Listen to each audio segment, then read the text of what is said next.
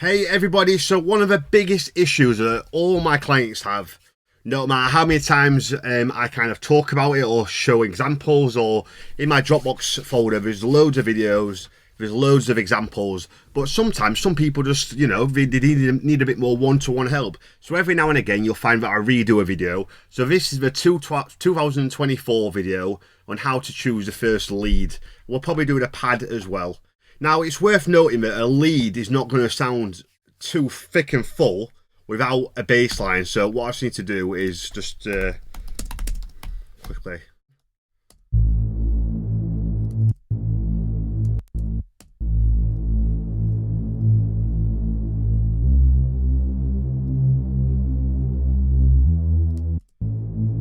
Want the bass to peak about -14.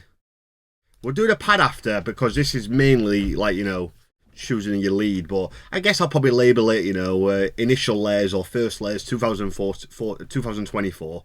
I tell you what, because we're going to do that, we're going to start with the pads. I've kind of backtracked on myself. Now with the pad, most people don't have Omnisphere because it's very expensive, and to be honest with you, it's worth every penny for pads. But if you haven't got Omnisphere, what I recommend you doing is going and getting this. I think it's about €25 and it's incredible. And what we're looking for is just a nice thick and full pad, something low down the octaves. We'll check the EQ, make sure that the EQ is good.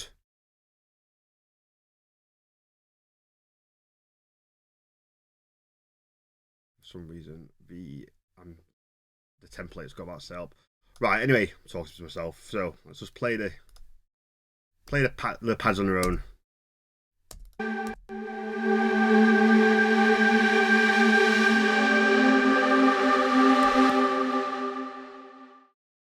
See, that's okay, but it's quite thin and airy. Great for a second or third pad, but not for the first.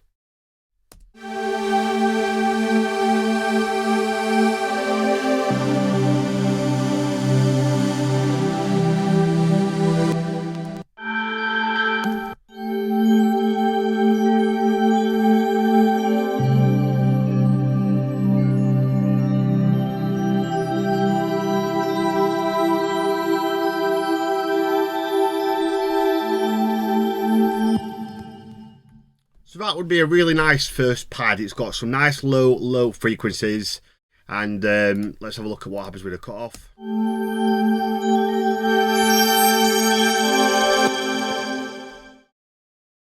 And it opens up really nicely too. So we'll choose the highest cutoff, which I've just chose.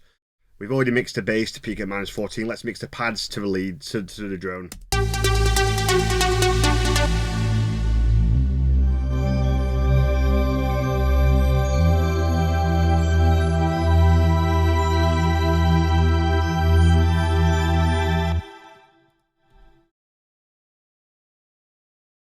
What we don't want to do is mix everything like, well, what I like to do is I like to mix knowing I'm going to add sound after. Imagine there's two people in a room talking, and then you add a third and then a fourth and then a fifth.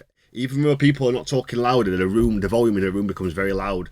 So you have to kind of be a bit of a mind reader and learn to mix quietly, more quiet than when you would normal. If this pad was the only sound that I had to get right with the bass, I'd turn it up a few decibels, but I know that I've got to have a lead come in.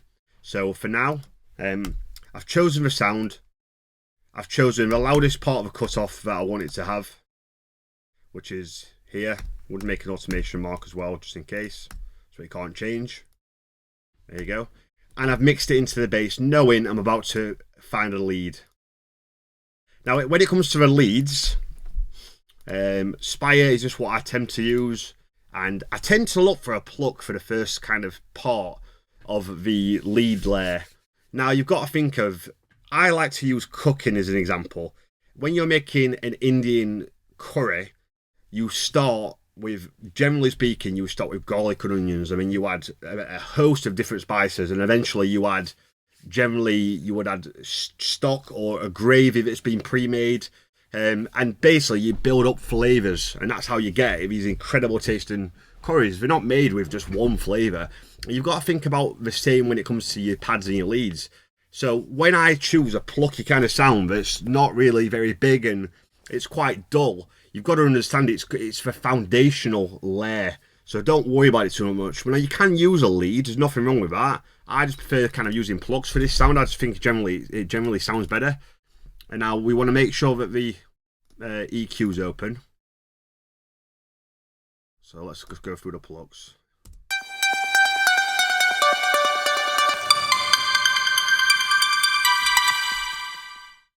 For this sound bank, the octave is too high. Different sound banks are made in different octaves, and you have to adjust every sound bank you use. We might use another sound bank, and all the sounds are too low, so you have to adjust the octave.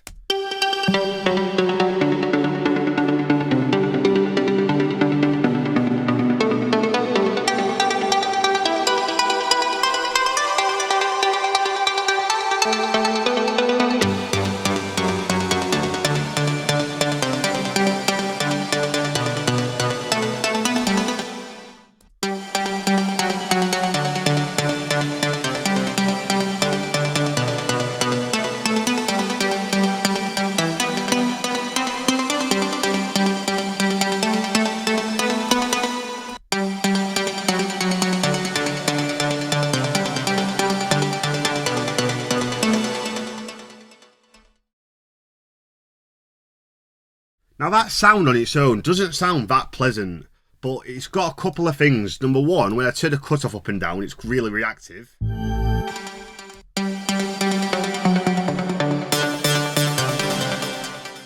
So that's a massive benefit. And the second is that it sounds quite pleasant, doesn't sound unpleasant in the low frequencies. So we're going to choose a max cutoff.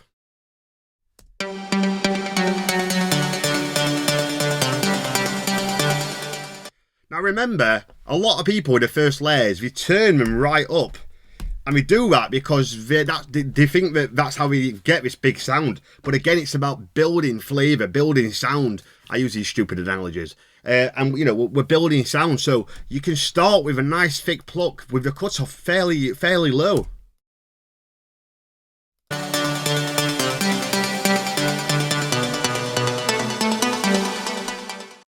The next couple of sounds are going to take care of getting the sound that we are aiming for. For now, it's about building the foundational sounds. Now, you did notice I added a replica, which is a delay. It's low cut at 200 and high cut about 18k on the delay, so no low frequencies are going to delay. And I did turn the delay down ever so slightly and check the reverb and just check everything was okay. Sometimes I have to turn the reverb down within the plugin because the reverb on the bus is too much. Now 9 times out of 10 I don't need to do that, and that's why the reverb stays as it is on the bus. You know, it's generally perfect, but now and again the odd sound I have to turn it down. So what we're going to do now, we've mixed the pad to the bass, so now we're just going to mix the lead to the pad, and we want it to just sit just above.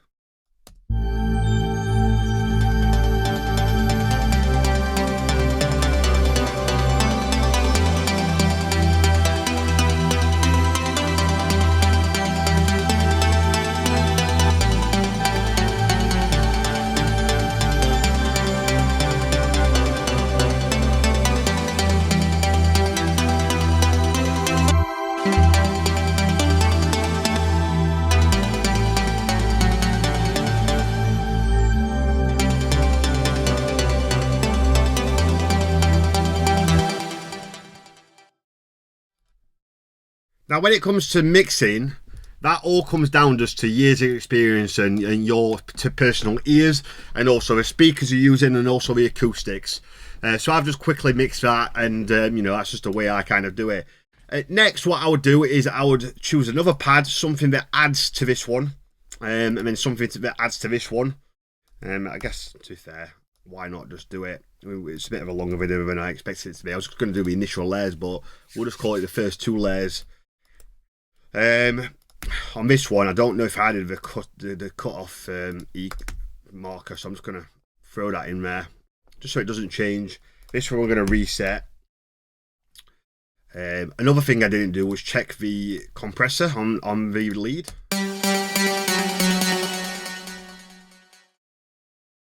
It's fine. It's around -2. I generally go for -3.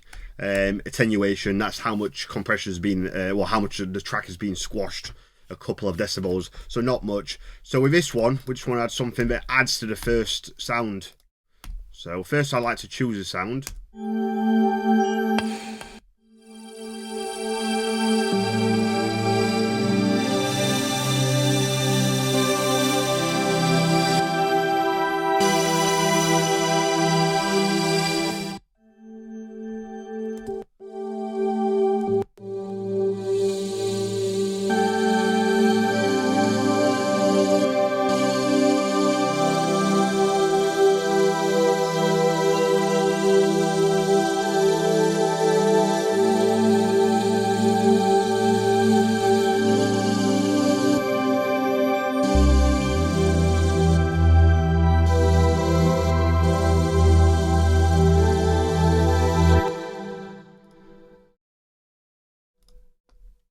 Over time, intuition will tell you roughly where to mix. A good little tip is, if you've got it about right but you think it's not quite loud enough, knock it up a decibel at a time until it becomes too loud, and then just when it gets too loud, just pull it back a decibel, and vice versa if it's the opposite way around.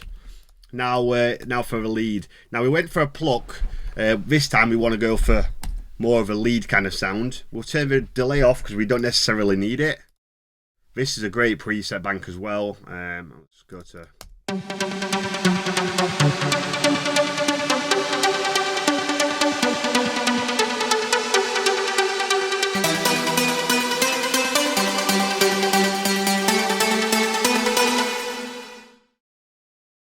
That's the definition of a perfect second lead, because it's not giving us this final sound that we need, but it's really adding to the first lead. Now in this case, there's so much reverb on this, it's just overpowering.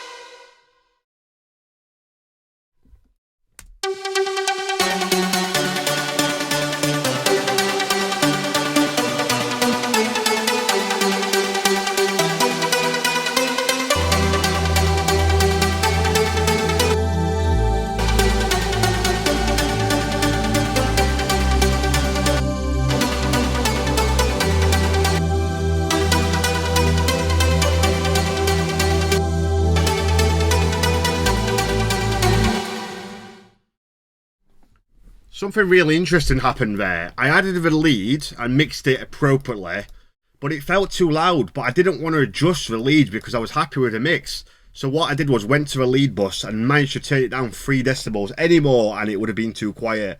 But adding sounds together creates more loudness, and I'm sure there's some kind of technical term for it. So you have to keep adjusting along the way. Now I'm not going to go and finish this off because I've done a million videos on lead layering, and if you want to see more, if you're one of my clients, there's loads of tutorials on a full lead layer, 3 layers, 4 layers, 5 layers in Dropbox. If you're watching this on YouTube and you want more information, drop me an email, tutorials@adamellisdj.com. There's plenty of content on my YouTube channel as well, and if you're obviously interested in one-to-one learning, then obviously you can hit me up. But yeah, so that's basically layering your first 2 layers. Why not just finish it off ever so quickly and do some automation? So it's really important that this is how I do it. So let's say this is my crescendo, my peak. You want to get all your filters, your bass as well. This is why that's why it's handy to add your filters as you go. So add your automation as you go, because once you've added all the sounds, then you can do the layering. So this pad's not going to come until later.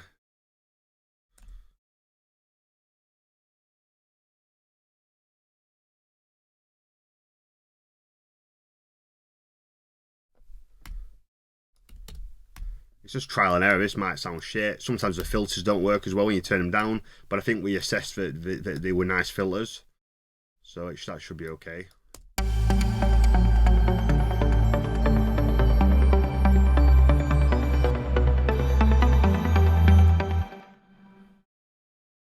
So this filter's not doing as much as I would like it to at the start, so I'm just going to use the EQ as well. You can just see I want to get rid of that kind of dreaminess.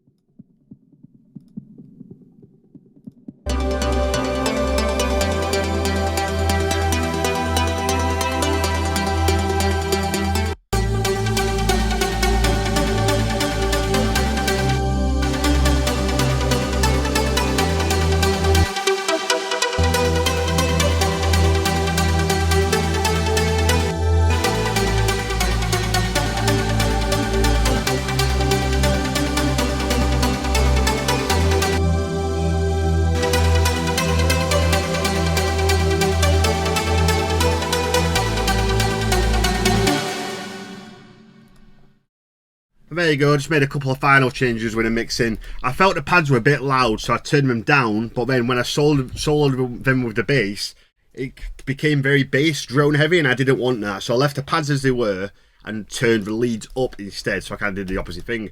And yeah, that's a little 15-20 minute guide into making starting your layers, your lead and your pad layer. Like I said, for any questions on lessons or tutorials, any questions that you might have, tutorials at adamellisdj.com. I hope you enjoyed it. If you're watching this on YouTube, please do like, subscribe, and you know, probably not going to ask you to share because no one ever does, do they? But yeah, just you know, keep supporting, and I'll just keep making videos like this. Thank you so much.